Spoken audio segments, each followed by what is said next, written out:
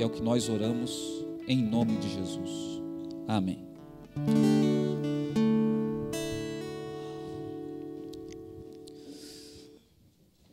Abra sua Bíblia em primeira carta aos Coríntios, no capítulo número 3.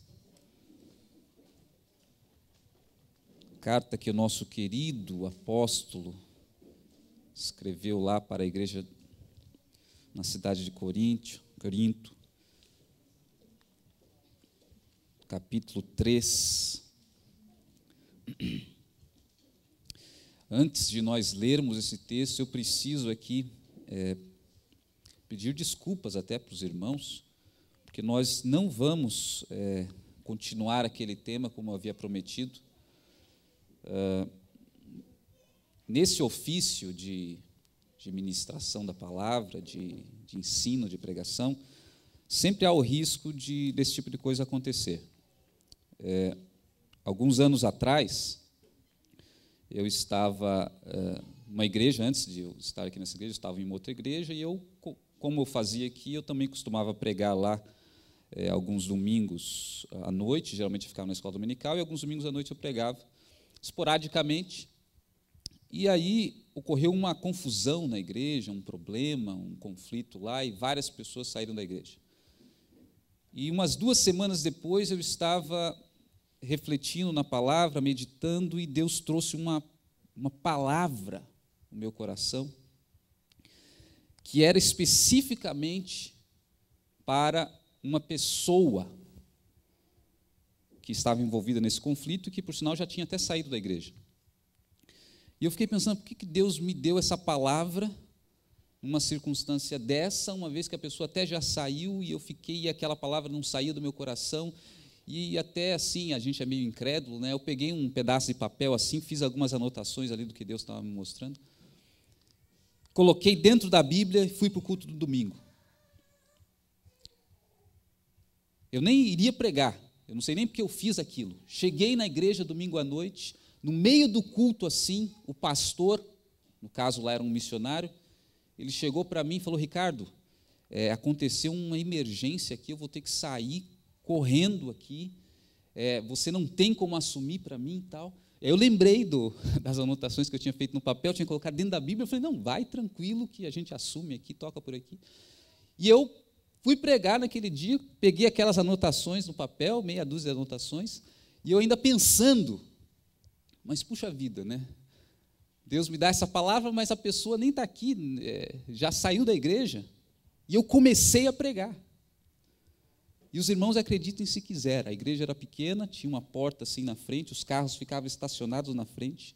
Uns 3 minutos depois que eu comecei a falar, aquela exata pessoa apareceu ali na frente, eu até me arrepio, não entrou na igreja, ficou encostada na frente do carro que estava na igreja, ficou encostada na frente até o fim da mensagem.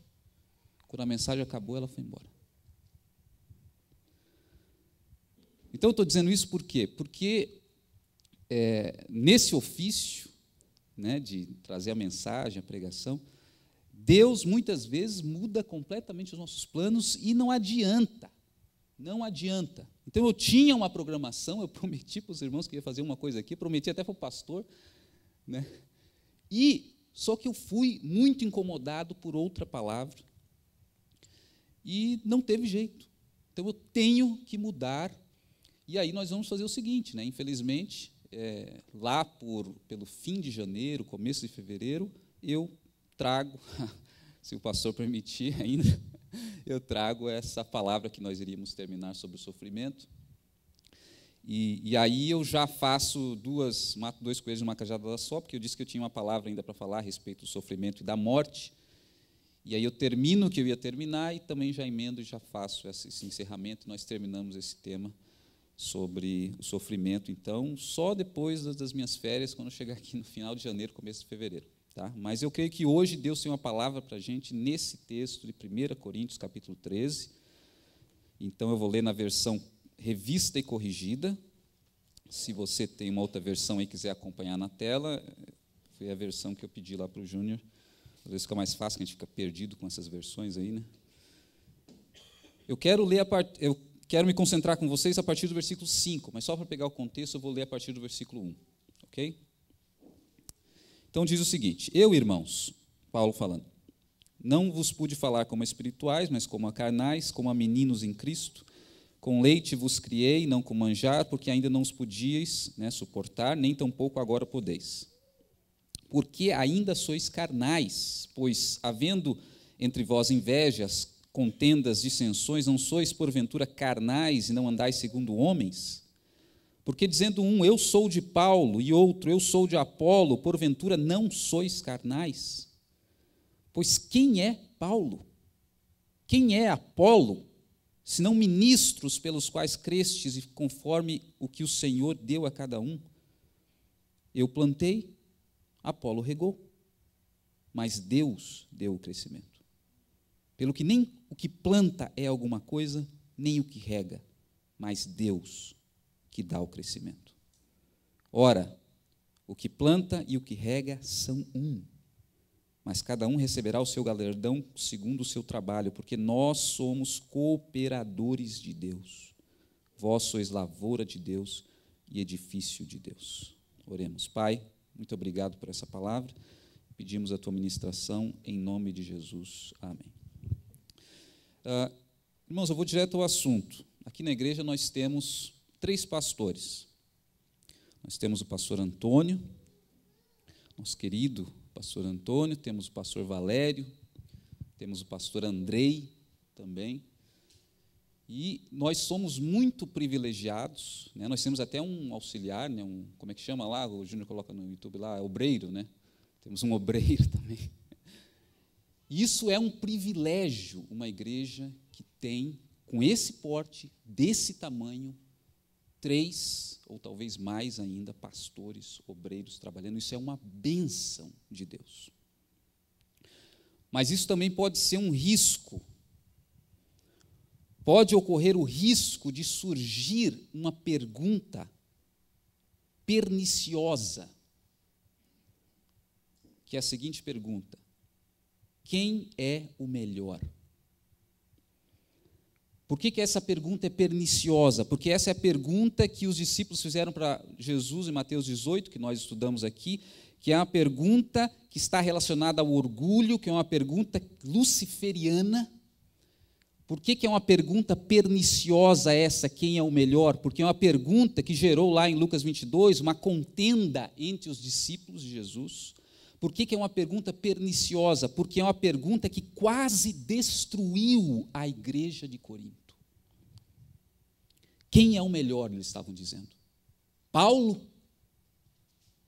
Quem é o melhor? Apolo? Quem é o melhor? Pedro? E quase destruiu a igreja de Corinto, porque a partir desta pergunta, quem é o melhor, surgiram facções dentro da igreja.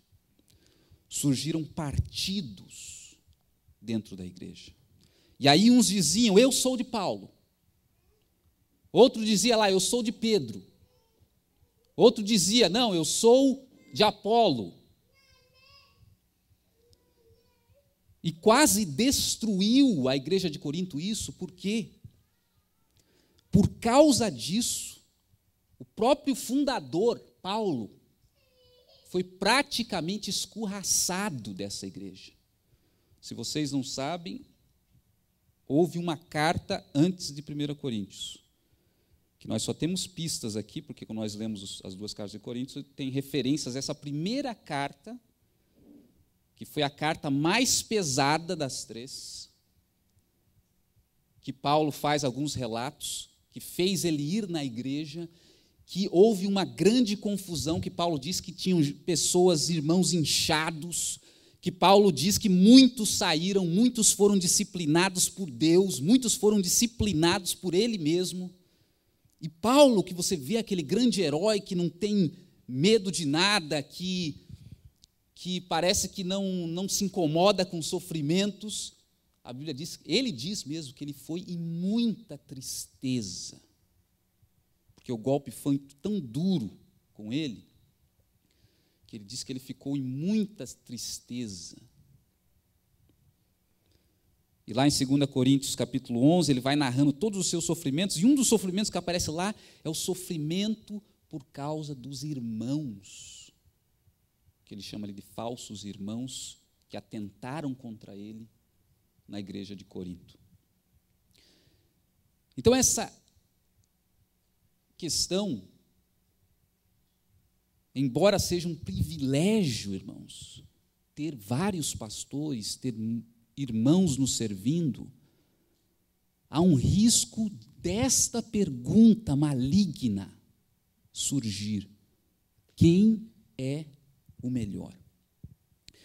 E antes de eu trazer a mensagem aqui que Deus colocou no meu coração, eu queria só compartilhar com os irmãos aqui algumas observações que o próprio Paulo fez e que Tiago também fez a respeito dessa questão. Paulo, aqui nesse texto, ele faz duas observações, nós vamos só se concentrar em uma, mas eu vou pelo menos citar outra. Em primeiro lugar, Paulo diz o seguinte: antes de tudo, essa questão, quem é o melhor, partidos, facções, ele diz é carnalidade pura, em primeiro lugar, para começar.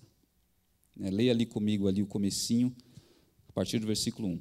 E eu, irmãos, não vos pude falar como a espirituais, mas como a carnais, como a crianças em Cristo. Com leite vos dei, mas não podeis suportar, nem tampouco agora, porque ainda sois carnais. Então, em primeiro lugar, eu não vou comentar sobre essa parte, mas só para a gente saber, ele diz, em primeiro lugar, isso é carnalidade pura, é infantilidade espiritual. É isso que ele está dizendo. Mas o que eu quero me concentrar é a segunda questão aqui que ele coloca, a segunda observação que ele faz, que eu entendo assim: esta questão sobre quem é o melhor simplesmente não faz sentido. Não faz sentido absolutamente nenhum. Por quê? Porque cada um é único naquilo que Deus o chamou. Cada um tem o seu papel único e específico na obra de Deus. Leia comigo agora a segunda parte, a partir do versículo 5. Pois quem é Paulo, quem é Apolo, senão ministros pelos quais cresces e conforme o Senhor deu a cada um? Olha o que ele diz agora: eu plantei, Apolo regou, mas Deus dá o crescimento. Presta atenção no que ele está dizendo. Eu planto, Apolo rega. Cada um tem o seu papel. Agora, se você prestar atenção aqui, essa ordem, esses elementos aqui, plantar, regar, não é casual. Eu não sei se vocês sabem, mas Apolo, não tem muitas informações na Bíblia sobre Apolo, mas a história da igreja diz o seguinte, que Apolo foi um dos melhores, dos maiores oradores, professores da igreja primitiva. Ele era um grego, como o próprio título sugere, né? Apolo, o nome dele. E os gregos, vocês sabem que eram entendidos, né, na arte da oratória, que eles chamavam retórica na época. Então, Apolo deveria ser um filósofo, professor de retórica, que se converteu. Então, ele era um orador fabuloso, provavelmente. E Paulo, mesmo, eu acredito, não sendo um orador tão ruim, não podia competir com Apolo, por exemplo, na oratória. E Paulo, vocês sabem que ele, tem até na carta aos Coríntios, diz assim, Paulo era bom em palavras, né, ele era forte nas letras, mas a presença dele era desprezível, está escrito. O que eles queriam dizer com essa presença desprezível? Que provavelmente falando, Paulo não era tão bom quanto escrevendo. Ou seja, ele não era um orador dos melhores. Se você lembrar também daquele texto lá de Atos, capítulo 20, se eu não me engano, Paulo estava pregando, tinha um terraço, tinha um cidadão sentado na janela. Na pregação de Paulo, o cidadão dormiu, caiu da janela, morreu. Paulo foi lá, desesperado, o cara morreu na minha mensagem aqui, orou, ressuscitou o indivíduo, né? Eu fico imaginando essa oração, né? Por favor, Deus, imagine isso no meu currículo de orador, né? O cara morreu, eu pregando. Então, quer dizer, Paulo não era um grande orador, talvez comparado com Apolo. Mas Paulo foi o maior missionário da história da igreja. Por isso, veja que não é casual que ele está dizendo, ó, eu plantei. Foi Paulo que plantou mesmo a igreja, e todas as outras. Apolo regou, ou estava regando. Então ele está dizendo o quê? Cada um é único naquilo que foi chamado. E se nós pensarmos agora no nosso contexto de igreja aqui, dos nossos pastores, é a mesma coisa. Cada um é único naquilo que foi chamado. Se a gente pensar, por exemplo, no pastor Valério, o pastor Valério tem uma, como é que eu posso dizer, uma habilidade relacional muito grande. Os psicólogos chamam isso de inteligência relacional, que é capaz de se relacionar. Isso é uma qualidade das melhores para um pastor, para pastorear, para cuidar. Eu já me queixei aqui para os irmãos que eu não sou nenhum exemplo na parte relacional, né? Tenho muito que melhorar nisso, porque questão personalidade, da cultura, da criação. Se a gente pensar no pastor Antônio é um missionário. Não sei se vocês sabem disso, é um missionário. Ele planta igrejas. Já plantou várias, aqui em Pinhais, inclusive. Não é sem razão que ele é lá o chefe lá no departamento de missões da PIB, porque é um missionário que planta, como Paulo, ele planta. Então, o pastor Antônio plantou aqui, administra várias igrejas, cada um é único naquilo para o que foi chamado a fazer. O pastor Andrei não está aqui, né, mas a gente podia falar dele também, né? O único pastor que eu conheço que consegue, no mesmo culto, tocar bateria, tocar teclado e ainda pregar, é o pastor Andrei, né? Eu nunca vi isso. E quem tem acompanhado a escola dominical de manhã tem percebido que está saindo um belo professor. Cada um é único. Até o obreiro que vos fala aqui também tem as suas qualidades, seu chamado específico. Eu me entendo aqui com um trabalho de educação cristã. Não me peça para administrar nada, pastor, porque falar em administração, burocracia, me dá até um frio na espinha. Eu não sou um missionário, não levo jeito para... Tanto que não faço muitas mensagens evangelísticas. Meu ponto é educação cristã. Interpretação de texto. Porque cada um é único naquilo que foi chamado. Agora, o que eu penso assim é comparar um pastor com o outro é a mesma coisa que você comparar Neymar com Rogério Ceni. Já pensou? Você fala, chegar para um cara que gosta de futebol, quem é melhor aí, Neymar ou Rogério Ceni? Cara, como assim? Não, Neymar ou Rogério Ceni? O cara vai dizer o que para você? Pô, isso não faz sentido o que você está perguntando. Neymar é atacante, Rogério Ceni é goleiro. Cada um tem a sua própria posição. Mas, às vezes, você comparar pastores é a mesma coisa que você comparar, talvez nem Neymar com Rogério Ceni, comparar Neymar com Giba. Pô, um joga vôlei, o outro joga futebol. Como é que você vai comparar? Não faz sentido. Agora, o principal aqui que eu vejo, na resposta de Paulo, é o seguinte, que não faz sentido comparar, porque quem faz é Deus. Veja o versículo 6 ali. Eu plantei, Apolo regou, mas quem dá o crescimento? Deus dá o crescimento. Não faz sentido. A grande verdade, como diz ali, nem o que planta, nem o que rega são alguma coisa, mas Deus que dá o crescimento. A grande verdade é que nem pastor Antônio é alguma coisa, nem pastor Valério é alguma coisa, nem Andrei é alguma coisa, nem Ricardo, nem Marcos, nem Wilson é alguma coisa, porque é Deus que dá o crescimento.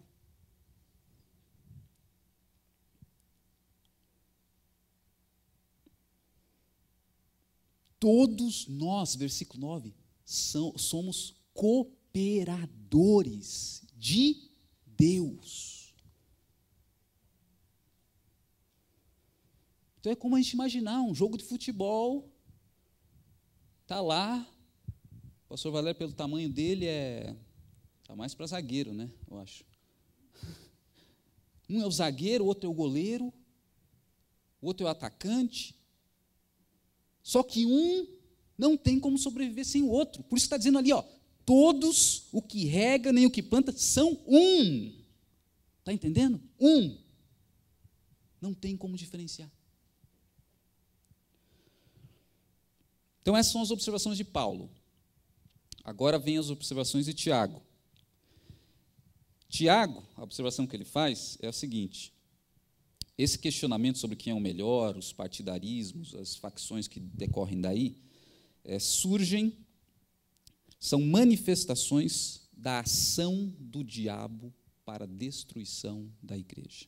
Coloca lá, Júnior, para a gente, Tiago, capítulo 3, 13 a 15.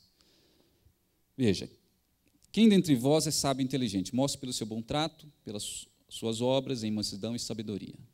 Mas se tendes amarga inveja e sentimento faccioso em vosso coração, né, facções, né, partidos, não vos glorieis nem mintais contra a verdade, esta não é a sabedoria que vem do alto, mas é o quê? Terrena, animal e diabólica. Irmãos, se há qualquer racionalização com aparência de sabedoria usada para justificar o partidarismo, esta sabedoria é terrena, animal e diabólica.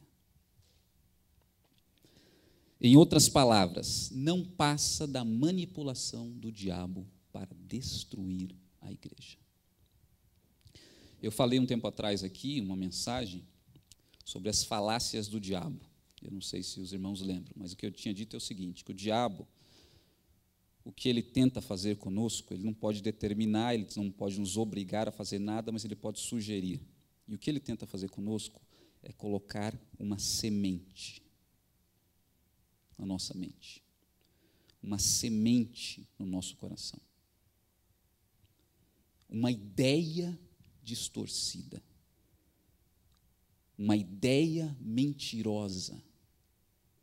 E aí o que ele faz? Ele pega ali e ele começa a regar aquela ideia, aquela semente. Ele começa a cultivar.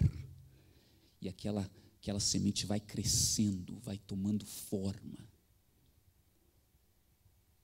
Uma semente que o diabo usa na igreja é essa pergunta: quem é o melhor? Ele só precisa colocar uma semente e começar a regar. E a partir dessa semente, que vai crescendo, que vai brotando, vai começando a surgir os partidarismos, as facções, e daqui a pouco as invejas, o orgulho, a contenda, a destruição. Uma semente. E é por isso que o Tiago, ali no próximo versículo, ele diz o seguinte, porque onde há inveja e espírito faccioso, aí há perturbação e toda obra perversa. Toda obra perversa. Então, essa é a observação de Tiago. E diante dessas observações de Paulo e Tiago, então, sobre essa questão de quem é o melhor, partidarismos, facções, etc., a mensagem de hoje é muito simples. É que nós, Igreja Batista da Bênção, precisamos vigiar. nós temos o privilégio de termos vários pastores. Isso é uma grande bênção para todos nós. E exatamente por isso nós precisamos vigiar, para não correr o risco de surgir, dessa semente surgir no nosso meio e florescer. Precisamos vigiar para que nós não sejamos instrumentos de destruição em vez de instrumentos de edificação. Vocês conhecem muito bem aquele texto, sujeitai-vos, portanto, a Deus, resistir ao diabo e ele fugirá de vós. Às vezes a gente pensa nesse resistir ao diabo aí, como se fosse um tipo de meditação transcendental, né? A gente senta lá no sofá, cruza as pernas, vou lá aqui resistir ao diabo agora. É uma batalha dentro da mente. Mas o resistir ao diabo, se você olhar para esse texto, você vai ver que todo o contexto dele está falando de relações interpessoais. Lá em Tiago, está falando ali em tratamento que se faz com as pessoas, está falando em inveja, está falando em falar mal, está falando em julgar. Relações interpessoais. Então você percebe que a armadilha do diabo, a cilada do diabo, é colocar sementes no coração das pessoas para que elas comecem a se degladiar entre si. Tem um livro do C.S. Lewis que se chama Mensagens de um Diabo, ou do Diabo, a seu aprendiz. E é bem interessante ali que eles dizem o seguinte: os diabos se reúnem, né, estão discutindo como vão destruir a humanidade, destruir a igreja. E aí as 3 estratégias do diabo ali é o seguinte: primeiro, nós precisamos convencer as pessoas que nós não existimos. Isso é para os incrédulos, né? Se nós conseguimos convencer que nós, demônios, né, não existimos, nós podemos fazer, pintar e bordar, fazer acontecer. Mas a segunda é que eu acho interessante. Para os crentes, o que nós precisamos fazer? Jogar uns contra os outros. Para acabar com a igreja, é isso que a gente tem que fazer. É nisso que a gente tem que investir. Jogar uns contra os outros. Irmãos, o diabo é muito esperto. Ele não pode ser superestimado, mas ele não pode ser subestimado também. Quando eu estava falando sobre aquela mensagem das falácias do diabo, eu disse o seguinte: em primeiro lugar, o diabo vai tentar envenenar o seu coração contra outras pessoas. Isso pode ser na sua família, pode ser na tua casa, com teu filho, com teu parente, teu cunhado, né, Juarez? Pode ser com teu cunhado, pode ser com tua sogra. Ele vai tentar envenenar o seu coração contra uma outra pessoa. Se você resistir, sabe o que ele vai fazer? Ele vai procurar envenenar os outros contra você. Sabe por quê? Porque se ele envenenar os outros contra você, ele sabe que a tua reação àquilo vai fazer você atingir o objetivo que ele tinha lá no começo. Então ele pensa: não consegui por aqui, então dou a volta por ali. Isso me lembra um filme, não sei se já viram aquele filme Exterminador do Futuro, né, um filme antigo, porque no filme dizia o seguinte: a máquina, o computador, ele estava... tomou consciência, e aí ele queria destruir os seus inimigos, que eram os próprios criadores, antes que eles puxassem a tomada. Então ele lançou os mísseis contra o outro país, a Rússia, né, na época da Guerra Fria, para que quando ela revidasse, matasse todos os seus inimigos. O diabo trabalha assim.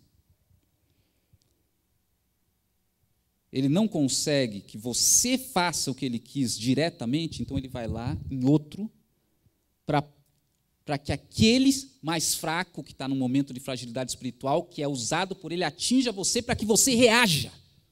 Quando você reagiu, você caiu. Porque aí criou a confusão. Então veja, ciladas, iscas, o diabo coloca iscas para nós pegarmos. E resistir ao diabo, então, não é você ficar lá no sofá, na batalha mental, é no dia a dia, dentro da tua casa, na igreja, no trabalho, quando você discerne, uma pessoa te fez mal, e a tua reação vai ser revidar, retalhar, e aí o que você faz? Não, negativo, isso aqui é uma armadilha.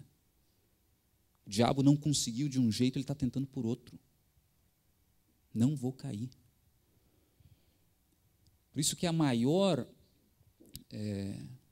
exemplo que eu vi de uma pessoa de resistir ao diabo foi um pastor, que foi professor do Seminário Batista Teológico de São Paulo há muito tempo, né, eu fiquei sabendo disso através do meu tio, que foi aluno dele, chamado Ray Fritz, né, um americano alemão, né, de ascendência alemã. Ele estava dizendo que no começo do ministério dele, ele estava participando de um pleito ali para concorrer ao cargo numa igreja, e aí houve a votação para a aceitação dele ou não. E aí nessa votação, alguns irmãos votaram contra, né? Uma meia dúzia, uns 10 talvez. E aí ele olhou bem para aqueles irmãos que tinham votado contra, anotou, registrou quem eram. Na mesma semana, depois ele venceu, né, se tornou pastor, e aí ele foi na casa de um por um. Imagine o susto da pessoa que votou contra. Na segunda-feira o pastor está na casa dela. Aí a pessoa assustada, né, estou imaginando, né, o pastor senta lá para conversar, né, e a pessoa já sabia, aí vem bomba, né, a retaliação já começou antes do que imaginava. Aí o pastor, sabe o que ele disse para elas? Para cada um, ele foi na casa de cada um. Isso é o seguinte: eu concordo com o seu voto. Sem demagogia nenhuma. Eu concordo com o seu voto. Eu não estou preparado. Eu não sou a melhor opção. Eu sou alguém que não tem experiência, que estou aprendendo. E o que eu vim aqui é pedir para você me ajudar nessa difícil caminhada, que você teve essa visão, que outros não tiveram, que eu não estou preparado, e eu quero a sua ajuda. E ele foi na casa de cada um. Sabe o que é isso? Aí não é resistir ao diabo, isso é dar uma rasteira no diabo. Porque o diabo é um grande psicólogo, às vezes eu quase admiro o diabo, só que não, né? O diabo é um grande psicólogo, ele sabe manipular, ele sabe que se ele fizer isso, você vai responder aquilo. Mas, vez por outra, alguém dá uma rasteira nele e ele cai de costa, porque ele esperava tudo menos o que o cara tivesse uma atitude dessa. Ele fez isso para o cara chegar lá na frente e falar: agora eu vou perseguir esses caras, vou tirar eles daqui dessa igreja, tal, porque aí ele está destruindo, aí ele faz a festa que ele quer. Mas quando ele chegou lá e teve aquela atitude, aí acabou. Isso é resistir ao diabo. E a mesma coisa nessa questão. Quem é o melhor? É a semente que o diabo semeou. Se a gente cai, ele faz o que quer. Então, irmãos, nós precisamos vigiar, nós precisamos orar, para que nós sejamos instrumentos de edificação da igreja, e jamais de destruição. E pensando nisso, eu vou correr o risco aqui de dar 2 conselhos aqui para vocês, né? 2 advertências, 2 conselhos. Se você, preste atenção, todo mundo aqui, mesmo que seja inocentemente, ter entrado nessa onda de quem é melhor, quem eu prefiro, quem eu gosto mais, pare. Ah, pastor, mas isso aí foi na inocência, não estava nem sabendo. Mais um motivo para você não regar esse tipo de ideia. Pare. Porque isso é uma semente, isso é uma cilada, isso é uma isca, uma armadilha. E eu quero dizer, deixar muito claro aqui, eu não sei de ninguém que está fazendo isso. Não sei de ninguém, fala aqui diante de Deus. Ah, você ouviu? Não ouvi nada. Se ouvi, eu não prestei atenção. Eu não sei de nada, eu estou falando isso aqui simplesmente porque Deus me incomodou tanto que eu tive que vir falar aqui. Mas se você perguntar se eu sei de alguma coisa, eu não sei de nada. E eu quero dizer para você, mesmo inocentemente, se você tem falado isso porventura, espero estar falando aqui só preventivamente, tá? Você está sendo um instrumento, mesmo inocentemente, usado realmente pelo inimigo para a destruição da igreja.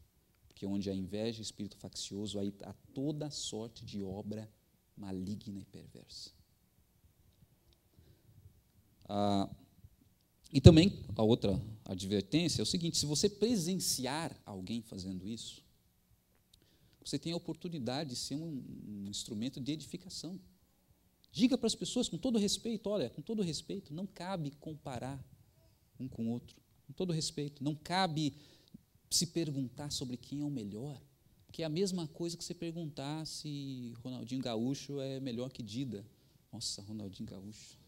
Meus exemplos futebolísticos hoje, você está vendo que está desenterrando defunto aqui.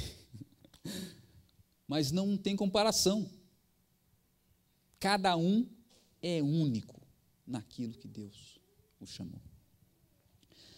Então vigie, irmãos, ore. Sentiu um clima estranho? Ore. Irmãos, existe o Espírito Santo. Existe o Espírito Santo.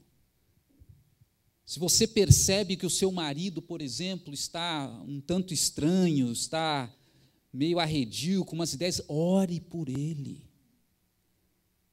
Se você percebe que a tua esposa, nos últimos tempos, ore, porque o Espírito Santo revela coisas, toca no nosso coração, ore.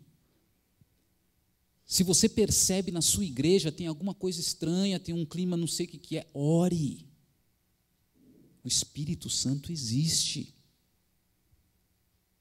Se você está vendo um irmão, está muito abatido, você sentiu que um negócio, mas isso aqui é coisa da minha cabeça, ore por ele. Ore, porque é assim que a vida cristã acontece, é assim que o Espírito Santo trabalha, e muitas vezes a gente está pensando, não, deixa isso ir para lá, isso é coisa da minha cabeça. Ore, porque quando você ora, as estruturas das trevas começam a tremer. Se há uma ação maligna para destruir, começa a estremecer já com a sua oração. Ore. Então é isso que eu vim dizer aqui para os irmãos, muito simples. Vigie, vamos vigiar, vamos cuidar da nossa igreja. Vamos orar quando for necessário, vamos estar atentos para o Espírito Santo direcionando coisas na nossa vida. E para concluir então aqui, eu gosto como Paulo termina esse texto, que ele diz o seguinte, o fundamento é Jesus. Que ninguém coloque outro fundamento que não seja Jesus. Ele está falando isso porque lá no capítulo 1 ele diz o seguinte, uns estão dizendo eu sou de Paulo, eu sou de Apolo, eu sou de Pedro, e ele pergunta, Paulo foi crucificado por vocês, por acaso? Algum de vocês aqui foi batizado no nome de Paulo? Não, né? É isso que Paulo está dizendo. O nosso fundamento é Jesus. Foi Ele que morreu por nós. Com todo respeito aqui, não foi o pastor Antônio que morreu por vocês. Não foi o pastor Valério que morreu por vocês. Não foi o pastor Andrei que morreu por vocês. E muito menos eu. E se fosse me perguntar, talvez até diria, não conte comigo para morrer com você. Eu não cheguei nesse nível ainda. Talvez algum dia, né? Mas por enquanto não. Jesus morreu por nós. Ele é o nosso fundamento. E é por isso que na ceia que nós vamos tomar agora, nós lembramos de quem? Lembramos dele. Todos nós somos ministros pelos quais vocês creram. Nele. Ele é o nosso fundamento. Ele morreu por nós. Ele derramou sangue por nós. Então, no momento da ceia, eu peço duas coisas para vocês. Primeiro, quando você for tomar o cálice, quando você for comer o pão, lembre que Ele é o nosso fundamento. E se você foi tocado por alguma maneira por essa palavra, falou com você sobre alguma coisa, e eu convido você, se você tem caído em algumas ciladas do diabo, em algumas iscas que o diabo colocou no seu caminho, mesmo que não seja sobre essa questão de quem é o melhor aqui na igreja, tal, qualquer questão na sua família, no seu trabalho, se você percebe que você tem caído em algumas ciladas, use a ceia também aqui, no momento da ceia, faça uma oração de confissão. Peça perdão a Deus. Confesse o seu pecado, se arrependa. Fala, Senhor, eu quero ser um instrumento de edificação, eu não quero ser instrumento de destruição. Eu digo aos irmãos, eu vou fazer isso, eu vou fazer essa oração na ceia, porque eu confesso que eu caí em algumas ciladas, que o diabo colocou a isca e eu peguei, em vários momentos, mas eu não quero, eu quero ser um instrumento de edificação, não de destruição. Então eu mesmo vou fazer essa oração. Dizer a Deus que eu me arrependo pelas vezes que eu tropecei, caí, não consegui ser um psicólogo melhor que o diabo. Caí na cilada. Mas eu vou ser, em nome de Jesus, um instrumento de edificação e não de destruição. Se você também sente isso, ore também no momento da ceia. Os irmãos que estão responsáveis podem chegar aqui.